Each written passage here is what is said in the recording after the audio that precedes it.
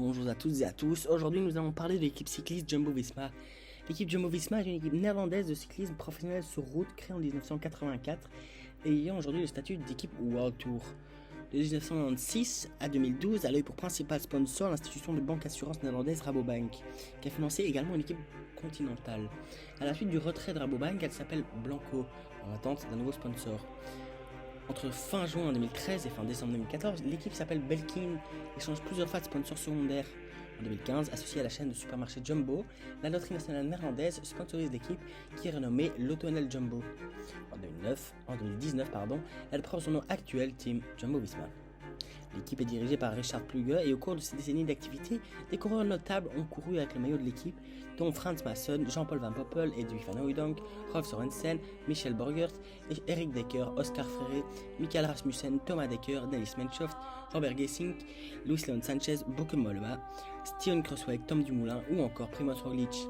Elle compte à son palmarès 2 Tours d'Espagne avec Menchoff en 2007 et Roglic en 2019, un Tour d'Italie, Menchoff 2009. 2 victoires au classement par équipe de la Coupe du Monde en 19 et 2001 et un classement individuel en 2001 par Erik Dekker. Rabobank a remporté plusieurs classiques dans le Tour des Flandres avec Adrie van der Poel en 86, Van Hooijdonk en 89 et 91 et Sorensen en 97. Mais aussi Milan-San Remo avec Freire en 2004, 2007 et 2010 et l'Amstel Gold Race par Borgert en 99 et Erik Dekker en 2001. Notons qu'en 96, à l'arrivée de Rabobank, Joop Zoetemelk, seul néerlandais à avoir remporté le Tour de France, devient un directeur sportif. Pour 6 ans. Intéressons maintenant au chapitre 2004-2012.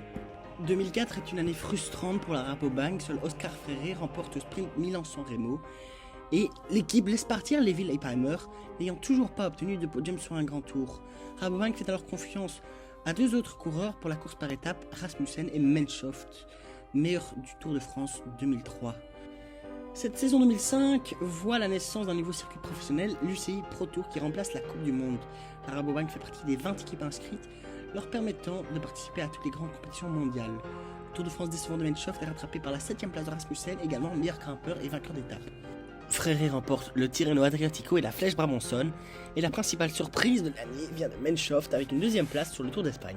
Il remporte les premières et 9ème étapes, 2 contre la montre, et malgré le fait qu'il n'ait pas à sa disposition une équipe capable de le soutenir efficacement dans les épreuves de montagne, il se classe à 2ème place, après s'être également habillé en or, maillot de leader à l'époque, aujourd'hui il est rouge, de leader, pendant 6 jours. En 2006, Rasmussen est de nouveau meilleur grimpeur et vainqueur d'étape sur le Tour de France. Menchoff est 5ème du classement final après la disqualification de Floyd Landis et l'équipe finit avec 4 victoires d'étape. Une pour Rasmussen, une pour Menchoff et 2 pour Freire. Sur les courses du Pro Tour, Thomas Dekker à 21 ans gagne le Tirreno Adriatico et Borgert est pour la 3ème fois champion des Pays-Bas. En 2005 et 2006, la Rabobank se classe 3ème du classement final par équipe du Pro Tour. En 2007, Oscar Freire gagne son 2ème Milan-San Remo et Dekker confirme en remportant le Tour de Romandie. Sur le Tour de France, Rasmussen gagne 2 étapes et porte le maillot jaune pendant une dizaine de jours, mais un face de présomption de dopage pousse son équipe à le retirer de l'épreuve alors qu'il est en passe de gagner la course. Peu avant le Tour, en juin, il avait menti sur sa localisation, échappant ainsi à 2 contrôles antidopage. Plusieurs années après la fin de sa carrière, au début des années 2010, Rasmussen a reconnu qu'il s'était dopé pendant 12 ans et que toute l'équipe Rabobank était dopée sur ce tour. Il révèle ainsi une partie ténébreuse de l'équipe. De Rooij démissionne de son poste de directeur général. Un peu plus tard dans la saison, Menchoff remporte le Tour d'Espagne avec plus de 3 minutes d'avance sur Sastre, futur vainqueur du Tour de France. Il s'agit du premier succès au général sur un grand tour pour l'équipe. Il gagne une étape, le classement de la montagne, le classement du combiné et porte le maillot de leader pendant 13 jours. Freire ajoute 3 succès d'étape sur la course. On note en 2008 une victoire d'étape pour Oscar Freire qui remporte aussi Gand-Wevelgem. En 2009, la Rabobank remporte son premier succès historique sur le Tour d'Italie grâce à Menchoff. Il offre ainsi à la Rabobank une 2ème victoire sur un grand tour après la Vuelta en 2007. L'année suivante, Menchoff fait l'impasse sur le Tour d'Italie pour viser le Tour de France dans cette grande boucle. Il reste toujours parmi les meilleurs dans les ascensions et termine 3ème de l'épreuve, dépassant Samuel Sanchez, passé aussi par l'équipe lors du dernier contre-la-montre. En 2012, après la disqualification d'Alberto Contador, il se voit attribuer la 2ème place derrière Andy Schleck. En 2010, mais Menchoff est à son tour déclassé pour dopage en 2014. L'équipe brille sur les classiques, Freire gagne une nouvelle fois pour la 3ème fois Milan-San Remo et Paris-Tour, tandis que Gesink s'adjuge le Grand Prix de Montréal. L'équipe est 3ème du classement mondial et Gesink 6ème du classement individuel. Après le départ de Menchoff en 2010, l'équipe néerlandaise compte sur Kruijswijk, Gesink et Mollema, les jeunes grimpeurs néerlandais, mais aussi sur Luis Leon Sanchez, qui gagne une étape du Tour cette année-là et devient champion d'Espagne.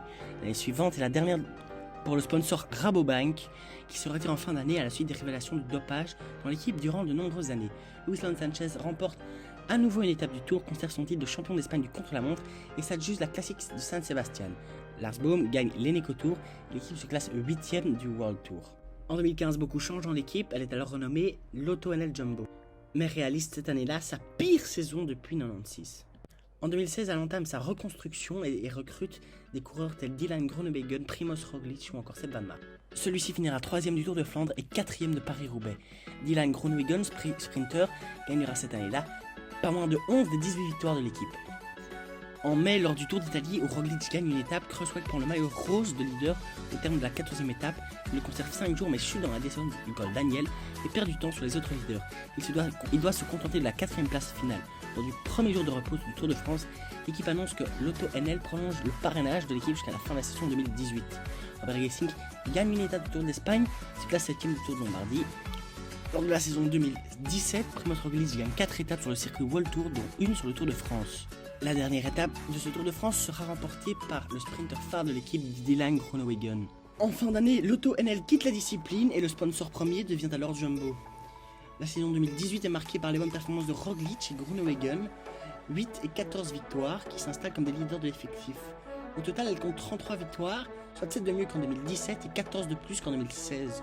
Roglič remporte coup sur coup le Tour de Pays Basque, le Tour de Romandie et le Tour de Slovénie. Lors du Tour de France, il gagne une étape et se classe finalement 4ème du général, juste devant son coéquipier Steven Kruijswijk.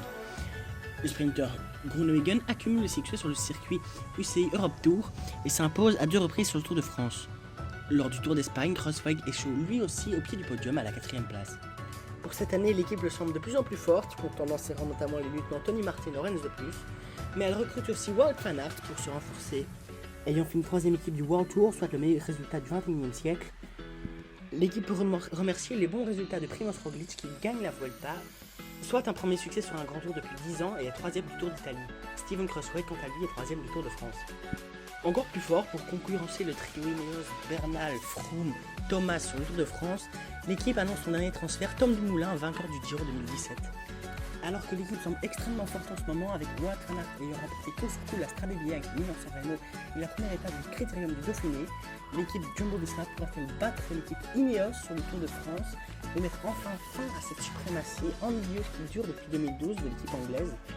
Moi, je crois, mais j'espère ne pas avoir parlé pour nous. On verra dans 2 semaines. Vive le tour.